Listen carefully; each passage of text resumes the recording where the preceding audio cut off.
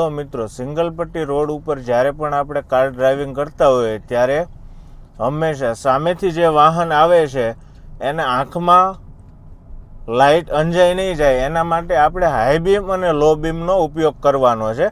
સામેથી આવતી ટુ વ્હીલને અડચણરૂપ આપણી લાઇટ ન પડે એના માટે અત્યારે આપણી આ લાઇટ છે હાઈ બીમમાં અને આ થઈ લો બીમમાં. જો આ પોઝિશન ઉપર હશે તો સામેવાળા વ્યક્તિની આંખ નહીં અંજાય અને જો હાઈ બીમમાં હશે તો સામેવાળા વ્યક્તિની આંખ અંજાશે, એટલે એક્સિડન્ટ થવાના વધુ ચાન્સ રહેશે.